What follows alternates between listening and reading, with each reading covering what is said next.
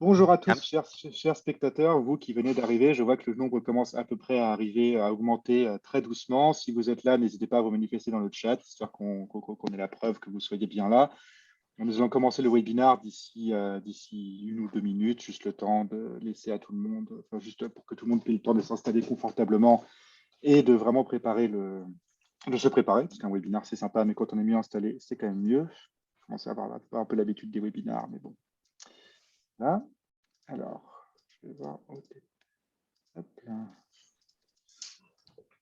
Je sais qu'on commence à avoir un petit peu l'habitude des webinaires, mais si vous êtes si vous êtes parmi nous, en bas de votre écran, vous avez un onglet Discuter sur lequel vous pouvez cliquer, vous pouvez interagir avec nous pendant toute la durée du webinaire. Vraiment, n'hésitez pas d'ailleurs à nous faire un petit coucou, à nous dire d'où vous venez, à nous dire comment ça va aujourd'hui. On est très ouvert.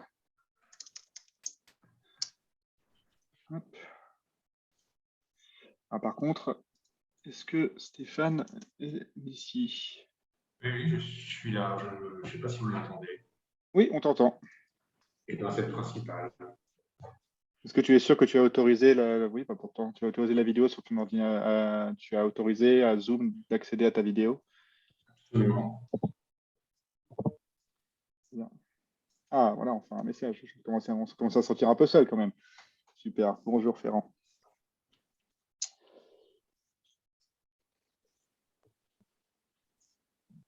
Bonjour Vanessa. Charles, dès que tu es prêt. Ah, salut Claire. moi, je suis prêt. On peut y aller. Charles est prêt. Donc, dès que Stéphane, tu es encore en train d'essayer de faire fonctionner la vidéo ou Écoute, non, je ne fais pas grand-chose parce que je ne sais pas ce que je peux faire de mieux. Je pense qu'il a renoncé. Si c'est d'autoriser, mais bon, nous avons Charles, ce qui est quand même Oui, ce qui est le plus important, oui. Voilà, je ne serai qu'une voix aujourd'hui. Bon, c'est déjà pas mal. Les gens vont avoir, les spectateurs vont avoir ta photo, c'est déjà très sympa aussi. Très Bon. bien. Bon, écoutez, je vous propose qu'on commence. Je vais partager la présentation. Hop là. Voilà. Normalement, alors, je ne sais pas si. Hop là. Est-ce que vous pouvez juste me confirmer dans le chat que vous voyez bien mon écran, si c'est bon pour vous, si vous voyez bien la présentation? Super. C'est parfait. C'est parfait, c'est super, génial, vous êtes super réactifs en plus, c'est absolument génial. Donc bonjour à tous, bonjour Charles, bonjour Stéphane et Bonjour. bienvenue à tous. Donc on est ravis de vous retrouver pour ce webinaire organisé par CoachHub. Un grand merci à tous pour votre présence. C'est un plaisir d'être ici avec vous aujourd'hui. Juste avant de démarrer, un tout petit point technique. Si vous n'arrivez pas à vous connecter, bon, alors du coup, Stéphane, je suis désolé parce que ça te concerne du coup aussi, mais je ne sais pas si tu peux essayer ces méthodes. Si vous n'arrivez pas à vous connecter, actualisez la page, vous passez sur Google Chrome. Généralement, ça règle tous les problèmes. Vérifiez que vous n'avez pas d'autres onglets ouverts qui risqueraient d'utiliser de la bande passante. Et si jamais vraiment ça ne marche pas et aucune de ces solutions ne fonctionne, eh bien, ne vous inquiétez pas, le replay du webinaire vous sera également envoyé par email. Donc, du coup, voilà. J'imagine que, comme je vous disais tout à l'heure, après tout ce temps, vous commencez à être familier avec l'exercice des webinaires, mais au cas où, donc je vous invite, comme je vous disais tout à l'heure, à interagir avec nous le plus possible, à réagir à ce qui est dit pendant tout le long du webinaire. Vous pouvez réagir sur le chat ou si vous avez des questions très précises à poser aux intervenants, vous pouvez les poser dans l'onglet questions-réponses qui est situé en bas de votre écran, histoire que ce soit le plus interactif possible. En fonction des questions, soit on les traite au fur et à mesure, de toute façon, il y a un petit moment en fin de webinaire qui est dédié pour y répondre. Bonjour à tous, à nouveau. Donc, pour ceux qui ne me connaissent pas, je suis Aurélien Lemasson, Senior Content Manager chez CoachHub et je serai votre modérateur et animateur tout au long de ce webinaire. Je suis hyper content d'être là. Et pour ce webinaire, je suis donc accompagné par Charles Boquillon et donc Stéphane Collas, que je vais donc laisser se présenter. Bonjour. En commençant du coup, peut-être par toi, Charles, étant donné qu'on te voit.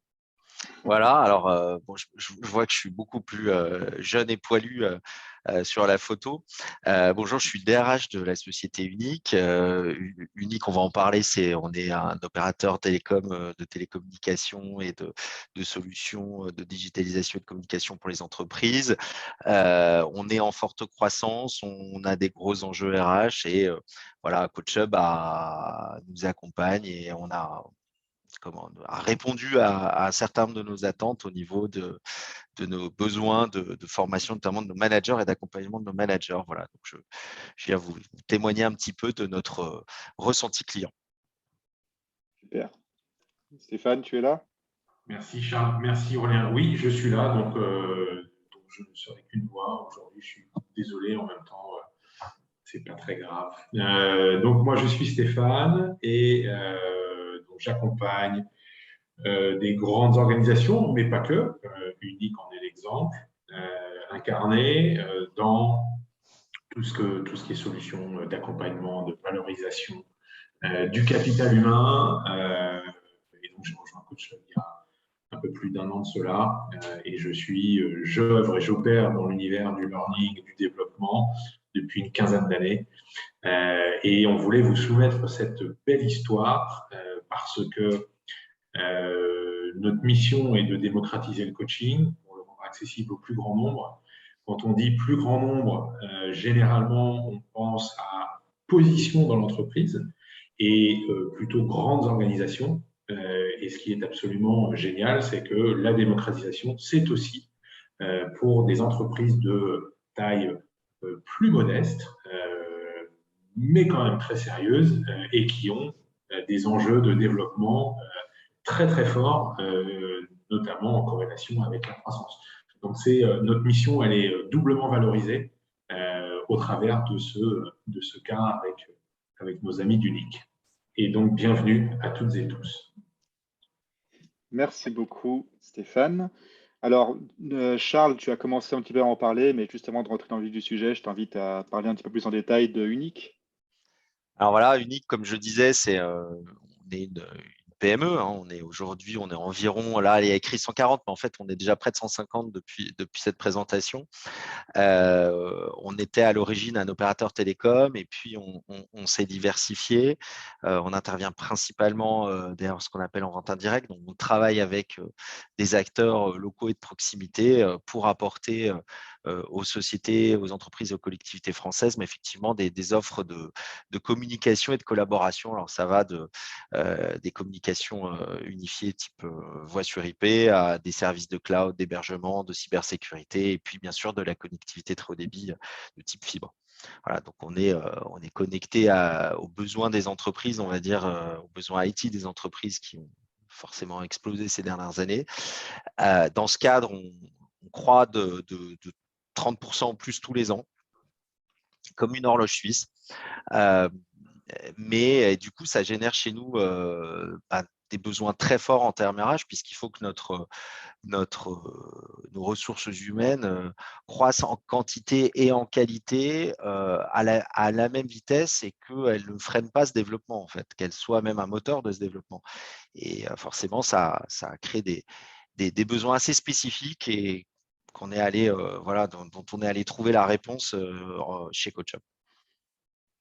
Super, merci beaucoup, Charles. Alors, pour ceux qui ne connaissent pas CoachUp, justement, là, peut-être que vous êtes un petit peu perdu, justement, en se disant, mais qu'est-ce que c'est, du coup, CoachUp? Et donc, pour ceux qui ne nous connaissent pas encore, CoachUp, nous sommes la plateforme globale, nous sommes une plateforme de coaching digital qui permet aux entreprises de créer des programmes de coaching, du coup, personnalisables, mesurables et surtout évolutifs pour l'ensemble des équipes, même pas uniquement dans les entreprises, dans toutes les organisations. Nous avons un réseau de plus de 3500 coachs certifiés dans plus de 70 pays sur 6 continents qui accompagnent plus de 500 entreprises tous les jours avec des sessions de coaching disponibles dans plus de 60 langues.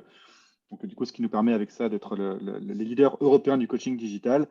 Et en septembre 2021, CoachUp a racheté le pionnier français du coaching digital MoveOne afin justement d'affirmer cette position de leader avec une mission commune qui a été évoquée par Stéphane, démocratiser le coaching à travers le monde, du coup pour le rendre accessible à plus de personnes possible et en finir avec cette image que le coaching avait avant qui était de quelque chose réservé un peu aux plus grands cadres des entreprises. Juste avant de commencer, sachez aussi que nous proposons très régulièrement des webinars, des événements et du contenu autour du coaching et même du développement RH en général. Je vous invite d'ailleurs à nous suivre sur notre page LinkedIn si vous voulez ne rien manquer de nos futurs événements. Normalement, il devrait y avoir un lien qui devrait être affiché voilà, tout de suite dans le chat si vous voulez nous suivre et pour être sûr de voir ce qui va de voir les prochaines activités RH organisées par CoachHub. Et puis aussi, je vous informe qu'il y a un petit cadeau qui vous attend en exclusivité en fin de webinaire. Bon, voilà, c'est une petite partie teasing. Je n'en dis pas plus pour l'instant. Maintenant, assez parlé, je parle pour moi notamment, on va rentrer maintenant dans le vif du sujet. On est ici pour parler de stratégie RH, d'accompagnement des équipes et surtout de coaching avec du coup ton exemple, Charles, et de Unique. Merci encore hein, vraiment d'avoir accepté de partager ton expérience. Je suis sûr que tu vas avoir plein de leviers à partager à ceux qui nous écoutent. Et du coup, pour commencer, voilà ce dont on va parler, de contexte RH, du coup, ce qui se passe chez Unique, de comment quelle était la réponse de CoachHub, qu'est-ce que ça a donné aussi, parce que mine de rien, c'est aussi très important. Et puis à la fin, comme je vous disais, il y aura un petit moment de questions-réponses. Donc, du coup, sans plus attendre, on va commencer avec la partie contexte. Charles et Stéphane, je vous laisse le terrain, c'est à vous. Alors, Aurélien. Ouais, merci beaucoup, Aurélien. Merci beaucoup, Aurélien. Charles, on s'est vu il y a un peu plus d'un an de cela. Moi, ce qui a retenu mon intention, c'est que tu étais dans un contexte qui est, je veux dire, très caractéristique d'entreprise en forte croissance. Et donc, tu me parlais d'un rouage essentiel de ton organisation, bien évidemment, qui sont les managers, middle managers et managers de proximité. Et donc, tu étais face à une situation que tu peux nous présenter. Alors effectivement, en fait, voilà, on est une entreprise, on était une quarantaine il y a 4 ans, on est 150 aujourd'hui. Donc forcément, en fait, quand ils étaient 40, c'était très simple. Il y avait un boss et 39 personnes dirigées, on va dire. J'exagère un peu, mais presque. Et puis, au fur et à mesure de la croissance de l'entreprise, en fait, il a fallu qu'on mette en place des strates de management parce que vous ne pouvez pas, à un moment donné, vous pouvez pas manager 50 personnes à la fois de manière directe. C'est totalement, à mon sens, impossible. Donc, du coup, en fait, on s'est mis à avoir une première couche de management qui va être, on va dire, aujourd'hui, voilà, les directeurs, donc plutôt des cadres supérieurs. Et puis, petit à petit, on a décliné. Et quand on s'est mis à décliner, on s'est rendu compte qu'on a été confronté à un certain nombre de problématiques typiques qui vont surprendre personne parmi nos spectateurs, c'est-à-dire c'était des problématiques de transmission de l'information, de transmission des valeurs et de la vision de l'entreprise et de la vision stratégique, d'avoir aussi d'homogénéisation des pratiques managériales. Et du coup, on s'est dit, bon, ben voilà, on a identifié un problème qui était un problème qu'on pense pouvoir régler avec de la formation. Et effectivement, on s'était dit, voilà, il faut qu'on forme nos managers à ces process, à un certain nombre de choses. Et puis la formation, c'était aussi, je reprends mes notes pour être sûr de rien oublier, mais c'était pour pouvoir y répondre forcément. Ça ne répond pas forcément à tous les besoins. Et on voyait qu'on avait encore des trous dans la raquette. On avait beau faire des sessions de formation, c'était encore pas optimal. Donc là, on s'est mis à envisager un peu d'autres formats et on s'est dit, mais qu'est-ce qu'on peut faire? Donc, on a essayé 2-3 petites choses qui n'ont pas marché. Et puis, c'est à peu près effectivement le moment où on a commencé à se dire, mais finalement, est-ce que le coaching, ça ne serait pas une réponse parce que plus adaptée et plus sur mesure, parce qu'un manager, il va avoir besoin d'un accompagnement plus technique, l'autre, il va avoir besoin d'un accompagnement plus académique. Certains ont des questions très terre-à-terre et d'autres beaucoup moins. Et donc, c'est là qu'on s'est dit que effectivement, le coaching pouvait être finalement un ingrédient de l'accompagnement de nos managers pour répondre à nos besoins et qui pouvait être un accompagnement, j'allais dire, qui va arriver dans les strates, en fait, dans les interstices de nos besoins, en fait, finalement, qui va s'adapter à nos besoins. Et c'était ça dont on avait besoin, en fait. C'était quelque chose de très adaptable parce que, encore une fois, et on continue à le faire, on a des formations régulières de notre management, mais à notre sens, il nous manquait une composante, en fait, il nous manquait quelque chose. Et en fait, c'est comme ça qu'on est venu à penser au coaching et à discuter avec CoachHub. Oui, il y avait un élément aussi qui était important. Et en fait, ça, c'était dans le cahier des charges de départ.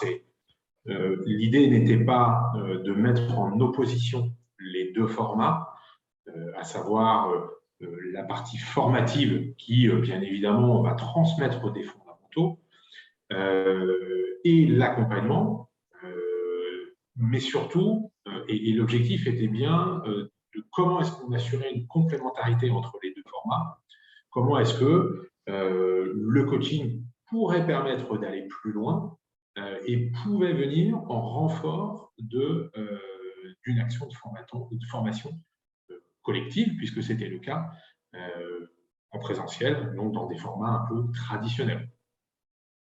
Oui, c'est tout à fait ça. On travaille avec des formateurs qu'on aime beaucoup d'ailleurs, et depuis maintenant plusieurs années. Donc, on avait des supports qu'on pensait être assez adaptés, et malgré tout, on constatait encore pas mal de décalage quand même en fait. Donc effectivement, on s'est dit, qu'est-ce qu'on peut faire un peu, le terme est un peu peut-être galvaudé, mais pour booster finalement l'effet de notre formation. En fait, c'est un peu qu'est-ce qu'on peut faire pour accompagner la formation et pour accompagner nos managers, et puis aussi quand même pour faire face à un besoin auquel la formation ne peut pas répondre, qui est celui d'aider le manager à faire face à ses défis au quotidien. La formation, vous en faites, alors je ne sais pas quel est parmi les gens qui nous écoutent, j'allais dire la fréquence des formations qu'ils font suivre à leurs équipes ou qui suivent eux-mêmes, mais c'est quelque chose de discontinu. Alors qu'en fait, le coaching, en plus d'être adapté, en plus d'aller on va en parler, mais en plus d'être justement dans ces interstices dont je parlais tout à l'heure, le coaching, il a un côté continu en fait, qui est vachement intéressant sur une période plus ou moins longue, suivant ce qu'on décide de faire et l'argent qu'on décide d'y mettre. Mais ce qui est très intéressant, c'est que le coach, il peut répondre aux besoins du manager, même des choses qu'ils n'ont pas abordées en formation, ponctuellement. Tiens, là, j'ai tel problème, voilà, j'ai quelqu'un qui est en train de décrocher par rapport à ses objectifs. On a déjà eu plusieurs réunions de cadrage, j'ai utilisé plusieurs méthodes de management connues, ça n'a pas marché, qu'est-ce que tu en penses? Ou, tiens, j'ai trop de projets en ce moment, ce qui, pour une société en croissance pour nous, est une thématique assez récurrente hein, quand même. Comment est-ce que tu peux m'aider à mieux trier mon travail, faire face à l'afflux de micro-sollicitations? C'est vraiment des questions. Le coach, il peut aider. Le formateur, il ne peut pas aider là-dessus parce qu'il lui va vous dire bah voilà, comment bien vous organiser pour que tout fonctionne. Ok, bon, il va donner une réponse générale. Et c'est vrai que de ce point de vue, CoachHub nous donnait, moi à mon sens, nous répondait à notre besoin d'adapter les choses, sachant que nous en interne, on n'avait pas la ressource pour justement aller faire cette espèce d'accompagnement au management quotidien. Donc, la situation de départ, en résumé, hein, Charles, si tu me permets, deux populations, des nouveaux managers, des managers qui sont déjà en place, qui ont déjà bénéficié d'un certain nombre de solutions de développement. Unique qui poursuit très fortement sa croissance. Et donc, voilà, et donc, qui fait finalement apparaître de nouveaux enjeux très, très forts. Donc, Aurélien, si tu veux peut-être passer à la suite, si mon souvenir est bon, c'est que…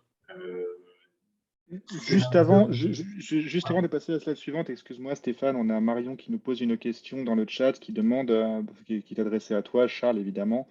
Après la formation, quels sont les décalages que vous avez constatés par rapport à vos objectifs initiaux? Et pour la question d'après, je pense qu'on attendra la slide d'après, parce que j'imagine que ça va y répondre. Mais vous êtes-vous mis d'accord au préalable sur ce que doit être le manager chez Unique? Alors, c'est hyper intéressant. J'ai vu la question tomber aussi et je me disais, tiens, il faut qu'on la garde parce qu'il faut que j'y réponde. En réalité, c'est même aller plus loin que ça. C'est-à-dire qu'on avait bossé sur nos valeurs, notre vision et une charte, un référentiel managérial. Et en réalité, on se rendait compte qu'il y avait un décalage entre le référentiel qu'on avait et l'application. Donc justement, l'idée du coaching, et on va en parler, c'était que pour les néo-managers, en tout cas, il y a eu systématiquement, mais je spoil un peu la suite, un cadrage au début du coaching, en fait, pour nous aider justement à raccrocher le coaching a notre besoin d'incarner et de mettre en œuvre ce référentiel managérial. Donc, effectivement, on s'était mis d'accord au préalable. Je pense qu'il y a, c'est pas absolument nécessaire à mon sens, mais c'est ce qu'on avait fait, oui, effectivement, et ça nous a aidé, à mon sens. Top. Merci. Alors du coup, Charles, non pas Charles, Stéphane, pardon, je vais passer à la slide suivante et je vous laisse reprendre le fil. Hop. Donc voilà, Marion, vous avez la réponse à votre question. Voilà. C'est le point 2, c'était l'alignement stratégique. Effectivement. Exactement. Marion, vous avez votre réponse. Quels étaient partant des décalages observés versus les attendus par rapport aux objectifs de formation qui avaient été déployés précédemment. Charles, tes résultats étaient en 3 points. Tout à fait. Donc effectivement, c'était les fondamentaux du management et on va en parler parce qu'on est dans des contextes où pour nous, la marque employeur, la QVT, au-delà même de la productivité, c'est des éléments très fondamentaux et donc ça veut dire qu'il faut qu'à un moment donné, nos managers, ils relaient les éléments fondamentaux de respect de l'individu, de rigueur aussi que ça impose. Et effectivement, c'est ça qu'on attendait. On attendait l'ensemble de ces éléments. Et puis l'alignement stratégique, je viens d'en parler. Effectivement, on avait travaillé, on continue à travailler d'ailleurs sur notre référentiel managérial et la manière dont effectivement nous on a incarné ça dans 6 rôles et l'un des rôles, c'est le manager qui incarne la vision. Voilà. Et donc, c'est comme ça qu'on l'a nommé. Et le rôle vision, en fait, c'est ça, c'est redescendre au niveau des équipes de manière claire et intelligible la vision de l'entreprise. Comment ça s'applique à moi qui suis tout en bas de l'échelle hiérarchique de l'entreprise. Et ben voilà, ça, c'est mon manager de proximité qui doit me relayer cet élément-là. Ça doit descendre effectivement de la direction, mais ça doit être relayé. Et puis, effectivement, le troisième élément qu'on attendait, c'était sortir du micromanagement parce que on a aussi besoin de laisser aujourd'hui aux salariés une forme d'autonomie qui fait qu'on ne peut pas être en permanence derrière leur dos. Nous, on est vachement sur la responsabilisation. Je pense en ce sens, on a un esprit très start-up, même si on n'en est pas une, puisqu'on existe depuis 15 ans. Et effectivement, le coaching va beaucoup nous aider ça, c'est vraiment un élément sur lequel je pense que c'est très, très pertinent. C'est OK, arrête de micromanager, réponds pas aux questions à la place de tes collaborateurs et de ceux que tu manages. Aide-les à te donner les réponses. Voilà. Et ça fait partie des éléments aussi quasi quotidiens dans lesquels le coaching peut être très efficace. On a une question, peut-être que est-ce qu'on se la garde, Aurélien, un petit peu plus tard je me posais la question aussi, c'est une question d'Edriss. Non, je pense que ça vaut peut-être le coup qu'on en parle à la fin. La question, parce que je la vois aussi, je me suis mis le petit chatter. Je propose qu'on la regarde pour la fin parce que c'est effectivement, qu'est-ce qui se passe finalement une fois qu'on a fait cette session et comment, enfin, nous, on a aujourd'hui une vision sur justement ce que nos salariés coachés, nos managers coachés voient dans la fin du processus, en fait. Donc, je ne sais pas si… et donc, la demande des collaborateurs là-dessus, parce qu'ils en parlent entre eux, forcément, je suis coaché, alors comment ça se passe est-ce que tu es content, pas content? On a en interne, ça crée de l'émulation, en fait. Alors, qu'est-ce qu'on a mis en place? Eh bien, juste en guise d'introduction, la notion, on va dire, de complémentarité entre ce qui a été fait avant par Unique et la solution mise en place était également un élément très, très, très important dans la réponse. Surtout capitaliser sur ce que la formation avait pu apporter, mais également pouvoir apporter des réponses en termes de développement individuel et surtout les 3 points, relais stratégique, porter la valeur, porter la vision, incarner la vision et donc vraiment accompagner de manière individuelle l'ensemble des managers sur ces points. Peut-être qu'Aurélien, tu peux passer sur voilà, le schéma. Je te laisserai juste après peut-être raconter l'histoire, mais en tout cas, vous voyez aujourd'hui comment est-ce que la réponse a été structurée. La réponse, elle est structurée autour de 3 temps qui sont des temps très très importants, qui est un temps d'identification des forces et des points d'effort de chacun des participants au travers d'un outil qui va permettre la prise de conscience et qui est un assessment. Cet assessment va permettre à chacun de se découvrir et donc de choisir et de définir ses axes de développement individuel. Une fois qu'on a fait cela et le manager, en tout cas le N+1, peut être partie prenante à l'occasion d'un entretien tripartite que vous connaissez sans doute toutes et tous. C'est le premier temps, donc le temps de prise de conscience et d'identification. Le deuxième temps est un temps de passage à l'action et donc à travers de séances de coaching. Et surtout, on l'a mis dans une couleur différente, c'est la mise en œuvre des plans d'action. Parce que la cohérence entre la formation et le coaching, elle vient de le travail individuel de chacun des managers qui ont suivi la formation à la réalisation d'un plan d'action individuel. Qu'est-ce que je vais mettre en place par rapport à cette action de formation, ce que j'en ai retenu, comment est-ce que ça, je vais l'intégrer dans mon quotidien. Et c'est aussi le travail du coach de soutenir cela. Et c'est en ce sens que le coaching peut être un outil, un accélérateur et un booster en post-formation. Donc, on a vraiment ce temps d'action et, in fine, bien évidemment, ce temps d'évaluation où on va regarder par rapport au chemin que l'on s'était tracé au début, là où nous en sommes, et comment est-ce que on a évolué par rapport aux objectifs de départ. Ça, c'est le dispositif qui a été mis en place. Peut-être que Charles, tu veux peut-être nous livrer un peu comment est-ce que tes managers l'ont vécu.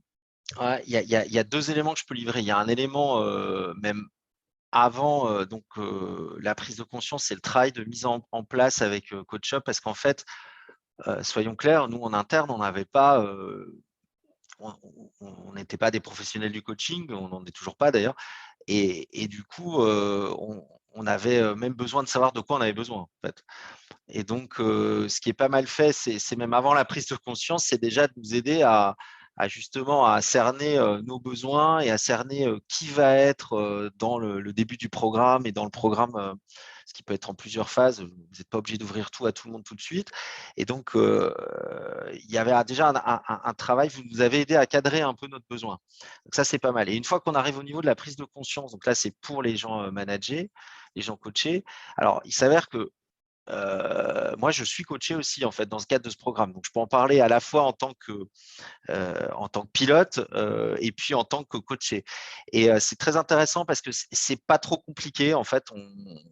C'est quelque chose qui est assez rapide et qui permet effectivement de commencer à cadrer ses besoins.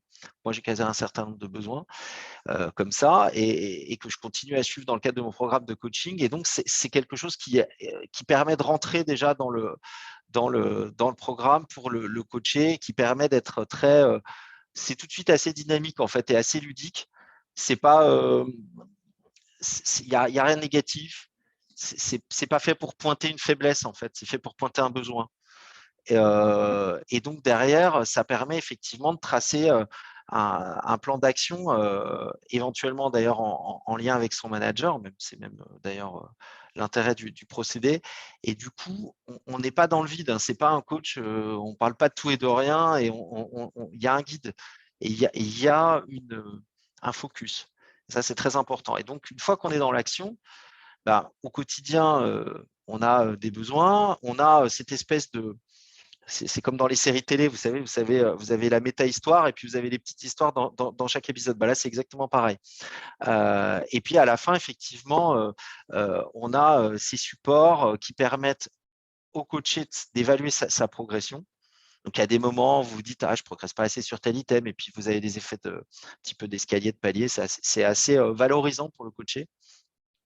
Et puis, d'un point de vue pilotage entreprise, je ne sais pas si Aurélien, tu avais prévu une slide après là-dessus, Mais nous, on a des copiles. Et ces copiles nous permettent de piloter en macro, hein, sans accès nominatif aux données, parce qu'il y a un vrai respect structurel de l'anonymat dans la solution. Et moi, je parle de tout avec mon coach, je n'ai pas de problème, je ne me dis pas « Oh mon Dieu, mon employeur va savoir de quoi je suis en train de lui parler ».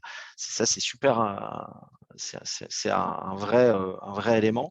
Et donc, à la fin, effectivement, nous, pas à la fin, pendant tout le cours du procédé, en fait, on a des comités de pilotage. Et pour vous dire, moi, les comités de pilotage, dans un premier temps, je les ai délégués à une collaboratrice. Et c'est elle qui suivait le pilotage de tout le process au niveau entreprise. Et ça, c'est grâce à des outils qu'on a et qui sont très simples. Ce n'est pas des trucs dingues et qui nous permettent, sans perdre de temps, en étant efficaces, en se disant « Ah, tiens, là, tel coaché, tiens, on va peut-être voir avec lui pourquoi est-ce que ça avance un peu moins vite. À tel coaché, on voit qu'ils sont bien dans les clous. » Voilà, donc ça, c'est vraiment très pratique. Top. Merci beaucoup, Charles. Alors, je vois qu'il y a beaucoup de questions dans le chat. Il y en a quelques-unes, je pense. Alors, je vois vraiment les questions de tout le monde, hein, vous inquiétez pas, mais je pense qu'il y a des questions qui sont un peu plus ponctuelles, auxquelles on peut répondre assez rapidement par rapport à d'autres qui sont peut-être un peu plus, qui nécessitent d'aller un peu plus dans le détail. Parce que là, je pense par exemple à la question de Ferrand qui dit qui décide du plan d'action, le manager ou l'employé. Ça, c'est une question assez rapide, je pense. Alors, nous, on a opté pour un truc un peu hybride. J'explique. Le manager, il expose ce dont il a besoin, mais le coaché, alors je n'ai pas trop envie de parler d'employé en fait, plutôt parler de coaché. Le coaché, quel que soit son niveau hiérarchique dans l'entreprise, eh bien, en fait, c'est lui qui décide de quoi il a besoin. Il est quand même en autonomie. À un moment donné, il est guidé, mais c'est quand même lui qui est aussi est le mieux placé pour nous dire de quoi il a besoin. C'est quand même, je trouve que c'est un travail qui se fait vraiment à deux. Et d'où le fait d'ailleurs que donc nous, on n'a pas voulu surcharger le plan de 6 mois. On a fait, en général, pour ceux qui n'avaient pas fait de formation avant, une tripartite au départ avec le manager. On en a fait une au milieu et on en fera une à la fin. C'est tout. Et ça nous a suffi à cadrer assez précisément les besoins de nos salariés coachés. Génial. Et du coup, ça, c'est une question aussi pour toi, tu me diras, Stéphane, c'est combien de temps ça a pris entre les premiers échanges et le lancement du programme de Vanessa? L'assiduité de Charles a fait en sorte que c'est rapide. Non, plus sérieusement, le temps de cadrage est important. Je pense qu'on était sur 2 mois à peu près de cadrage parce que l'implication de Charles, de la direction des ressources humaines, voire plus, puisque la direction générale était là lors du webinaire de lancement auprès de l'ensemble de la communauté de coachés. Et ça, c'est absolument incroyable parce que quand le management, l'exé de l'entreprise est impliqué, ça veut dire qu'on a forcément derrière des collaborateurs qui sont engagés dans la démarche. Donc, il y avait ce travail un peu d'alignement, bien évidemment, sur les messages, les éléments de langage, la présentation du dispositif. Donc, il y a toute cette communication interne qui est primordiale à la réussite de ce type de dispositif. Après, derrière, il y a une mise en œuvre assez rapide de la solution. Je pense qu'on était, si je dis 6 ou 8 semaines, Charles, je pense qu'on est à peu près dans les clous. Oui. Je pense que si on est pressé, on peut même faire un peu plus vite. Ce n'est pas forcément souhaitable. Mais effectivement, on ne parle pas de 6 mois de mise en place. Hein. Moi, ça m'a semblé assez rapide. Top, merci. Bon, alors du coup, maintenant, la question que tout le monde se pose, qu'est-ce que ça a donné comme résultat? Alors du coup, c'était quoi finalement les résultats du coaching? Est-ce que les coachés étaient contents? Comment ça s'est passé? Bon, spoiler, ça s'est plutôt bien passé.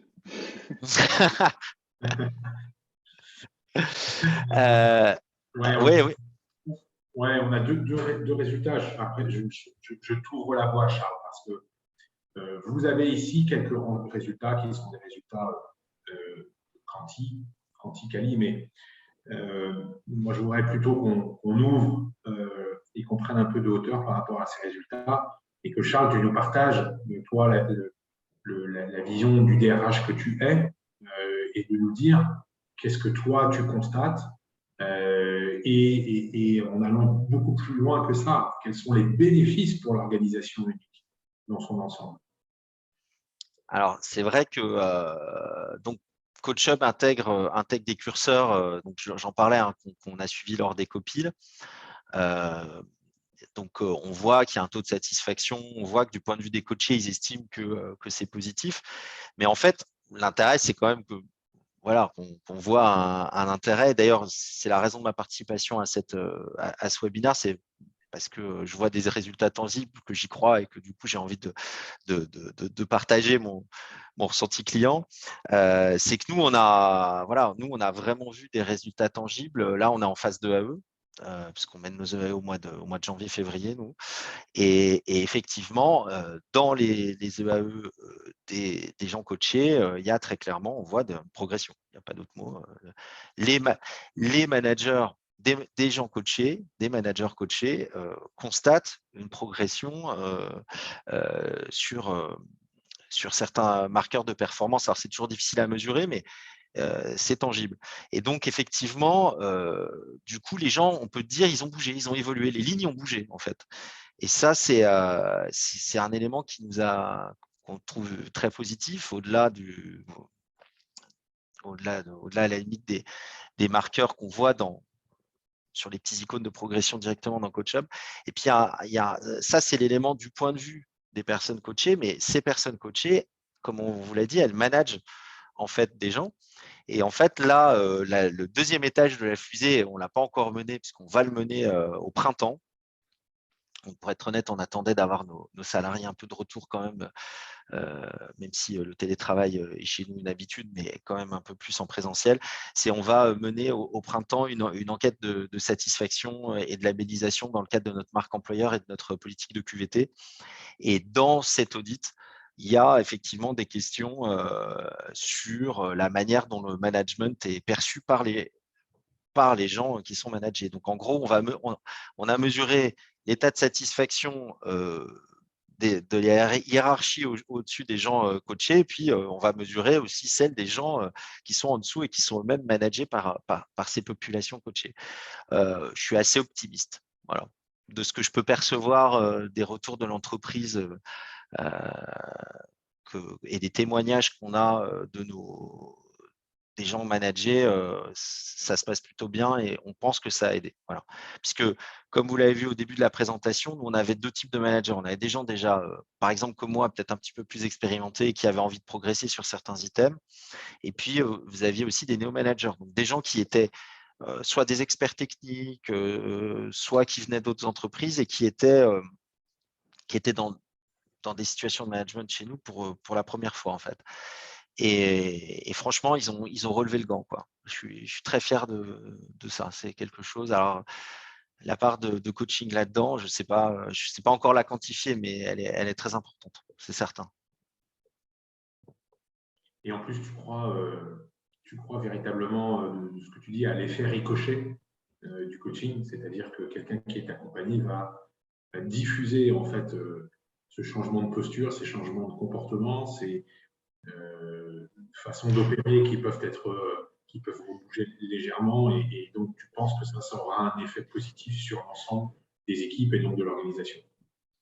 Oui, il y a plein d'effets indirects. Donc, je parlais tout à l'heure du fait que les salariés entrent en parlent et que c'est plutôt vu aujourd'hui. C'est assez intéressant. Au départ, quand on a lancé le projet, on s'est demandé si les gens à qui on allait proposer le coaching allaient bien le prendre. Parce que quand vous dites à un salarié, bon, tu as besoin d'être coaché, ça peut être aussi le signe qu'il est lui-même en échec. Et ça peut être le cas d'ailleurs. Sauf que là, aujourd'hui, ce qu'on espère et ce qu'on voit un peu, c'est ce qu'on constate, c'est qu'on a des coachés qui sont plutôt contents d'être coachés et qui disent à la machine à café, à leurs collègues, à leurs potes, ah non, c'est bien, c'est cool. Je progresse. Donc ça, c'est un élément d'entraînement qui est énorme. Donc effectivement, je trouve qu'on a impulsé une posture qui est vachement positive par rapport à ça, parce que c'était ce qu'on voulait aussi. On ne voulait pas que ce soit vu comme une sanction, on voulait que ce soit vu. Il faut comprendre, c'est un investissement en fait de l'entreprise dans le salarié. Donc, si on ne croyait pas dans le salarié, on n'investirait pas. On n'investirait pas du coaching dans la personne coachée, en fait. Donc, et ça, c'est quelque chose qu'on a réussi à diffuser. Donc, ça, on est très content de ça. Et puis, au niveau des postures managériales, là, pour la peine, la mesure, elle est, je vous disais, plus indirecte. Mais on n'a pas constaté sur les gens coachés de blocage, vous savez, de situations. Alors, je ne sais pas combien il y a de RH parmi les gens qui nous écoutent, mais vous savez comme moi qu'on peut se retrouver avec des situations assez cristallisées d'opposition dans certaines équipes où vous avez un manager qui va, c'est un ou une, hein, c'est un personnel, vous allez avoir un manager qui va être voilà, en conflit avec une partie, toute ou partie de son équipe parce qu'il va être trop dur, trop directif ou pas assez. Ça peut y avoir plein de typologies de cas différents. Et vous arrivez, vous essayez de proposer des solutions et vous trouvez une solution qui est hyper cristallisée. Les gens ne s'entendent plus, il faut défaire l'équipe. Enfin, bon. Là, pour le moment, on était sur des prises de poste qui n'étaient pas forcément faciles. Je pense notamment à 2 managers opérationnels qui sont dans nos services support. Chez nous, je vous parlais du fait qu'on était des opérateurs de télécommunications. Du coup, vous vous doutez qu'on a un support, les gens appellent voilà, pour des problèmes techniques. Donc, c'est quand même des jobs structurellement un peu plus stressants que la moyenne. Et ces 2 prises de poste qui étaient vraiment on avait identifié des items de difficulté. Pour le moment, ça se passe ultra bien, quoi. Ultra bien. On a des retours de AE. Je suis même. Alors, je sais pas, on est peut-être en lune de miel, hein, mais vraiment, on est hyper content de cet investissement. Donc là, vraiment, nous, on estime qu'on est capable de pouvoir dire on a un résultat tangible, mesurable d'évolution d'ores et déjà. Et puis, je vous dis, on a cet audit qui arrive au printemps et j'espère qu'il va confirmer tous les autres éléments qu'on a mis de côté, par ailleurs. Merci Charles. Peut-être on a fait une grande partie du chemin. Absolument. On a fait une grande partie du chemin. On va pouvoir passer à toutes les questions qui ont été posées. Je vois qu'il y en a d'autres qui sont arrivées pendant ton discours, Charles. Donc, comme c'est des questions qui nécessitent un peu plus de temps de réponse, eh bien, là, on va se laisser 10 bonnes minutes pour y répondre. Alors, on va faire ça de façon équitable. On va les prendre dans leur ordre d'apparition. Avec la première, du coup, alors attendez, de Vanessa, si je ne me dis pas de bêtises. Est-ce que suite à cette démarche de coaching réussie, il y a des demandes aujourd'hui des collaborateurs? Qui décide de qui peut bénéficier d'un coaching? Alors, c'est intéressant parce qu'effectivement, alors, qui décide c'est en fait, bon, pour le moment, on est encore une PME, donc c'est ce genre de questions remonte quand même jusqu'à la direction générale et jusqu'à moi. Donc, on va dire que c'est pris en, j'allais dire, en bonne intelligence entre la direction générale de l'entreprise et les RH. Mais effectivement, ouais, on a 2 candidatures spontanées. Et alors, c'est intéressant parce qu'il y a un des 2 profils, c'est pas un manager, c'est quelqu'un qui a un expert technique et qui est plus sur des problématiques de gestion de projet. Et en fait, on va très probablement se lancer dans le coaching avec lui parce qu'on a identifié 2 sujets sur lesquels il pouvait progresser. L'un qui était sa relation avec le reste de l'entreprise, c'est-à-dire le côté il ne faut pas qu'il soit un ours dans sa grotte. Et le deuxième, c'était justement sa manière de manager ses projets, en fait. Et c'est là qu'on touche du doigt un des éléments intéressants, je trouve, du coaching, c'est le côté adaptabilité. C'est-à-dire que je ne peux pas monter une formation à cette personne pour ces 2 questions-là, en fait. C'est impossible. Ça n'existe pas vraiment, ou alors c'est des formations de très long terme. Là, avec le coaching, finalement, j'appuie sur un bouton, j'ai une solution qui sort. Et ça, c'est super efficace de mon point de vue RH, parce que ça m'évite de mobiliser trop de temps sur la construction d'un plan de formation spécifique pour cette personne-là. Je pense que ceux qui parmi nous travaillent sur ces questions, vous savez qu'on est maintenant avec nos obligations, voilà, c'est quand même hyper chronophage et dans des PME, enfin, on n'a pas forcément la ressource interne pour pouvoir le faire. Donc, le fait d'avoir ce coaching qui est un peu plug and play, qui est adaptable à un besoin très particulier, ça nous fait gagner du temps. Et donc, du coup, oui, effectivement, ça a sollicité des vocations internes. Génial, merci beaucoup. Alors, je suis désolé, Driss, j'ai zappé votre question qui, en fait, techniquement était la première, celle qu'on avait dit qu'on se gardait pour la fin. Le coaching se fait pour des managers uniquement en place ou cela peut se faire dès l'onboarding d'un nouvel entrant? Alors non, ça peut être aussi de l'onboarding d'un nouvel entrant, parce que là, j'ai un nouvel entrant qui arrive au mois de juin et on a d'ores et déjà prévu de lancer un coaching dès le départ. Ok. Une question ensuite de Ferrand, dans Tonologique toujours. Quelle différence faites-vous sur les différentes approches d'accompagnement, la formation, le conseil, le mentoring? Est-ce que c'est toujours de l'information descendante? Alors là, la question, elle est… Peut-être répondre si tu veux, Charles. Ouais, je veux bien, parce que plus techniquement, tu es meilleur que moi là-dessus. Non, en fait, c'est assez simple.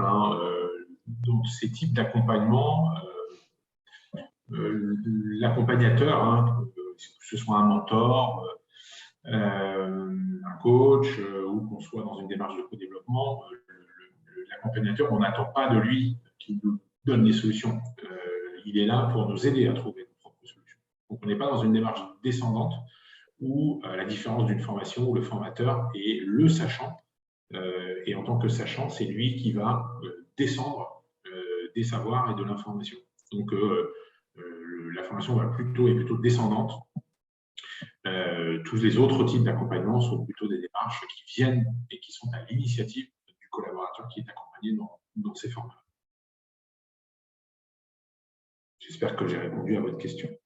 Top. Effectivement, oui. Alors, question suivante de Marion. Concrètement, en termes de marque employeur / culture, qu'est-ce qui a vraiment changé parmi les managers?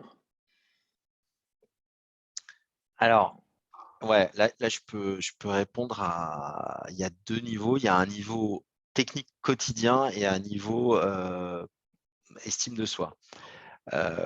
Alors, au niveau de la technique quotidienne, comme je le disais, quelqu'un d'accompagné, c'est quelqu'un qui peut plus facilement résoudre les challenges et les défis et pas se laisser dépasser par la vague, on va dire, par le trop-plein de stress, d'enjeux, qui est quelque chose qui guette tous les managers, hein, quel que soit leur niveau enfin tous les salariés même, mais spécialement les managers, et quel que soit leur niveau de management. Donc, je dirais que ça évite de se retrouver dans des situations bloquées. Et puis, le deuxième élément, c'était l'estime de soi. Le salarié comprend et sait qu'on a investi en lui, en fait. Et quelque part, il se dit, si l'entreprise croit en moi, je dois croire en moi. Si elle investit ça, ça veut dire que elle investit dans mon avenir, elle croit dans ma carrière. Et je pense que c'est un cercle hyper vertueux, en fait. Donc, je ne sais pas si j'ai répondu directement à la question, mais je pense que c'est les deux composantes que moi, j'ai identifiées. Top. Alors, on a deux questions qui se rejoignent un petit peu. Quels sont les tarifs pour un tel accompagnement de Alban et de Marion qui dit, peut-on avoir une idée du budget d'investissement pour une démarche comme la vôtre? Avez-vous prévu des clauses de 10 formations pour rentabiliser cet investissement?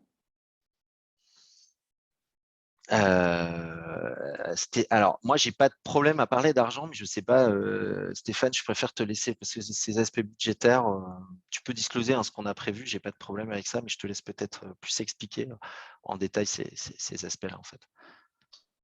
Oui, moi, j'ai pas véritablement de problème non plus.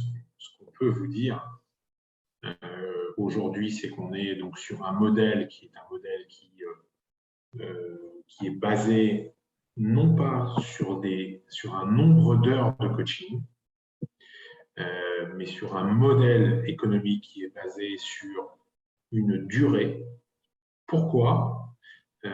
Parce que l'objectif de CoachHub et notre modèle est de donner les moyens d'identifier ses axes de développement et sur une période donnée, de lui donner les moyens d'atteindre ses objectifs.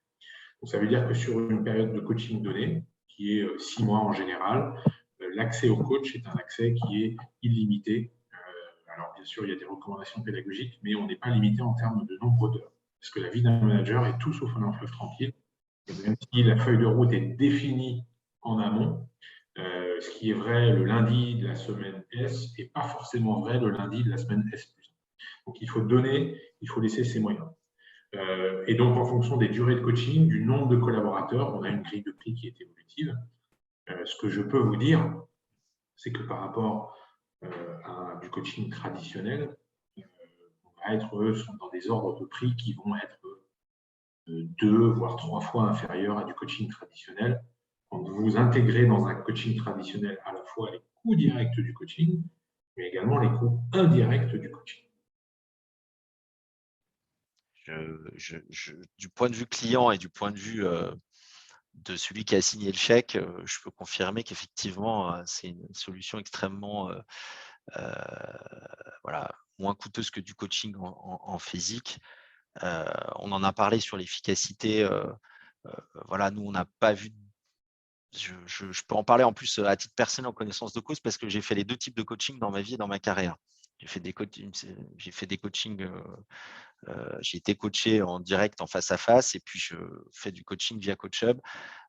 Pour moi, je vois absolument aucun écart opérationnel. Je me sens pas moins bien coaché que quand j'étais coaché en direct. Ça, c'était une de nos questions aussi en tant que client, c'était est-ce que ça fonctionne à travers un écran?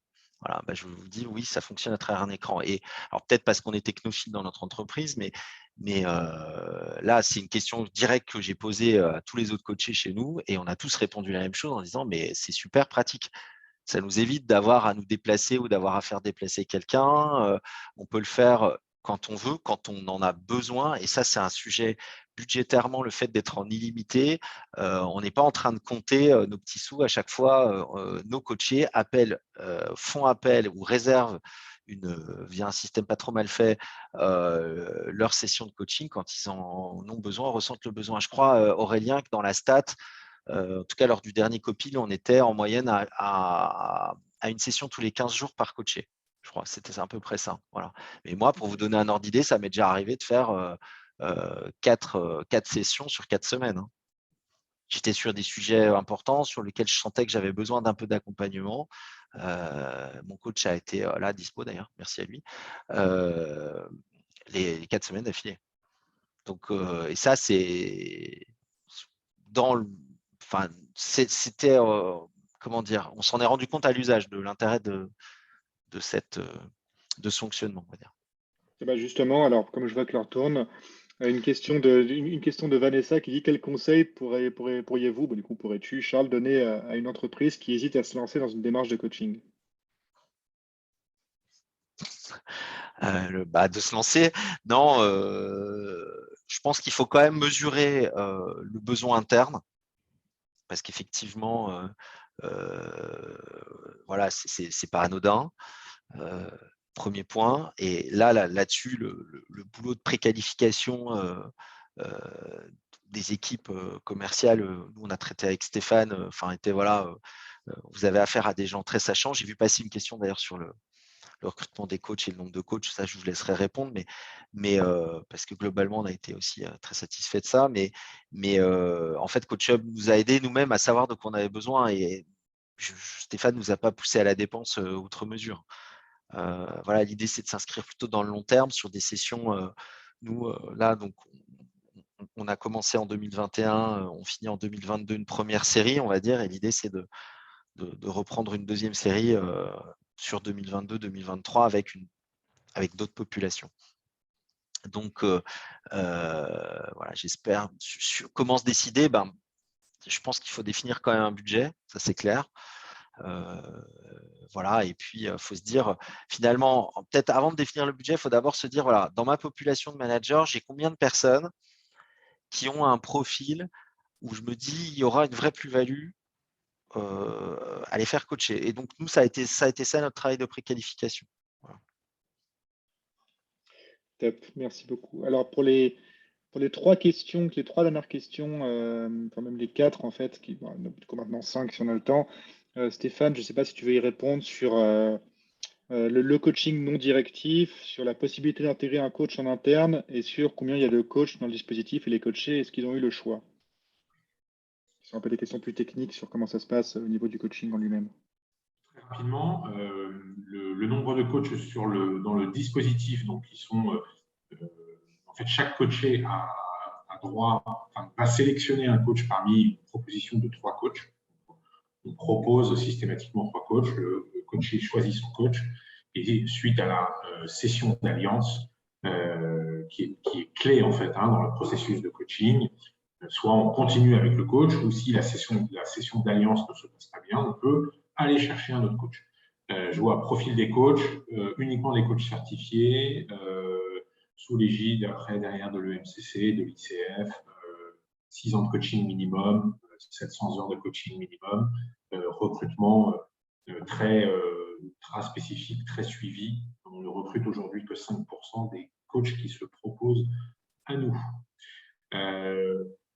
Intégrer un coach en entreprise, oui, effectivement, c'est une solution. Beaucoup d'organisations avec lesquelles on travaille ont également des coachs en entreprise. Le résultat, en tout cas les objectifs ne sont pas les mêmes. Et ce que nos clients nous disent, c'est que les coachs internes, effectivement, sont parfois vus comme un élément de l'entreprise. Et donc, ça ne laisse pas, si vous voulez, autant de liberté. Et quand on parle de coaching, on parle de libérer son potentiel. Eh bien, ce qu'on comprend, c'est que les coachés ne sont pas dans une posture totalement libérée face à des coachs d'entreprise, parce qu'ils ont l'impression que les coachs d'entreprise sont malheureusement, et ce n'est pas forcément le cas, c'est même très rarement le cas, vus comme des alliés de la direction d'entreprise. Et donc, en termes de libération, on est sur quelque chose qui est un peu moins important. Mais il y a des sujets, on connaît grandes organisations qui ont des coachs internes pour des besoins très spécifiques et ça fonctionne très, très bien. Et après, les coachs internes d'entreprise, quand on veut placer le coaching au cœur de sa stratégie de développement RH, on a un problème d'échelle à un moment, scalabilité en fait du coaching avec des coachs internes, parce qu'on ne peut pas dupliquer le nombre de coachs en fonction des besoins. On ne peut pas rajouter et empiler les coachs. Donc voilà sur les réponses, je pense que j'ai fait le tour. Alors, sur la partie coaching non directif, pour répondre à la question, Ferrand, alors corrige-moi si j'ai tort, Stéphane, mais non, le but n'est effectivement pas de transférer de la connaissance de la part du coach. Le but est vraiment ce que moi aussi j'ai eu la chance d'avoir été coaché, c'est vraiment, il va vous poser des questions spécifiques pour que vous puissiez vous-même trouver les réponses. En fait, c'est vraiment quelque chose où, si vous attendez, on n'est pas du tout dans une démarche descendante, comme on disait tout à l'heure dans une formation classique. On est vraiment dans le coach va simplement vous aider à ce que vous puissiez trouver les réponses et à ce que vous puissiez trouver les moyens d'affronter les challenges qui se dressent devant vous. Absolument. On est sur un coaching systémique. On est des coachs certifiés en systémie et vraiment de diffuser, évidemment, donc on est dans une démarche extrêmement positive où on parle jamais de points faibles et de points d'effort ou d'axes de développement. Et le coach est un soutien et qui va permettre à chacun d'identifier et de trouver ses propres solutions. Et il n'y a jamais de jugement. On est dans de la systémique. Alors, je peux juste donner un petit témoignage de coacher. Je ne sais pas comment c'était pour toi, Aurélien, mais moi, il me donne des exos. Il est hyper dur. Non, je plaisante. Mais par contre, on a très clairement, moi, d'une séance sur l'autre, il y a des thématiques que je vais préparer. Il y a des petites choses sur lesquelles il va me faire bosser pour que ça sorte de moi et que ça vienne de moi et que la prise de conscience vienne de moi, mais c'est pas que du blabla en fait. Vous n'êtes pas chez le psy, vous travaillez avec un coach. Ça, c'était un de mes éléments aussi en tant que client quand Stéphane me faisait les prêts et tout, je me dis attention parce que bon, coach psy, machin, ça peut être un peu quand on parle systémique comme ça. Je voudrais quand même dire, on a aussi des réponses très terre à terre. J'ai un problème dans mon équipe, j'ai un ou une collaboratrice qui décroche un peu malgré 2 réunions de cadrage, j'arrive pas à l'amener à un niveau de perf suffisant et il y a une vraie insuffisance professionnelle. Comment traiter l'histoire? Alors bien sûr, le coach ne vous dit pas tu dois faire ça, il te dit toi, c'est quoi ton avis? Et on va avoir un travail comme ça qui va être très pratique, qui va être très tangible. J'insiste là-dessus. Moi, ça m'a surpris même par rapport à mon premier coaching. J'ai trouvé que c'était plus appliqué là, cette fois-ci. Voilà. Et puis, si on a très peu de temps pour finir, il y a un élément sur lequel on n'a pas eu la question, mais je voudrais quand même insister parce qu'on n'a pas pu le dire, c'est l'efficacité des séances. Je crois qu'elles durent 45 minutes. C'est des séances qui ne sont pas trop longues. Et c'est bien parce que du coup, vous pouvez, du point de vue du coaché, hein, j'entends encore, vous pouvez les intégrer en fait dans votre agenda de manière assez simple. Vous n'êtes pas en train de mobiliser 2 heures de votre temps. J'ai envie de dire, c'est rapide et efficace. Voilà, et ça, c'est quelque chose que je n'avais pas forcément identifié en tant que client au départ. Je trouve que le choix de ces sessions, je crois que c'est ça, 45 minutes de mémoire, Aurélien et Stéphane, et je trouve que c'est hyper pertinent. Merci Charles. Je suis désolé, malheureusement, je resterai bien moi aussi pour en discuter encore longtemps. Alors, j'ai un petit truc une petite surprise à vous donner avant, mais en tout cas, je tenais déjà à vous dire un premier merci, Charles et Stéphane, pour cette discussion. Vraiment, c'était hyper intéressant sur les atouts du coaching pour accompagner les équipes et avoir ton retour d'expérience, Charles. Je pense que c'était beaucoup de personnes ont découvert et appris beaucoup de choses sur le coaching. Donc du coup, voilà, je sais que vous l'attendez, je ne vais pas non plus prendre trop longtemps. Pour aller plus loin, le petit cadeau, c'est en fait donc le travail qu'on a fait avec Charles là aujourd'hui. On a été un petit peu plus loin, on a voulu l'étendre pour vraiment se dire, en faire une infographie et se dire quels sont les atouts du coaching pour les ETI d'une façon générale. Donc vraiment, voilà, les ETI en pleine croissance.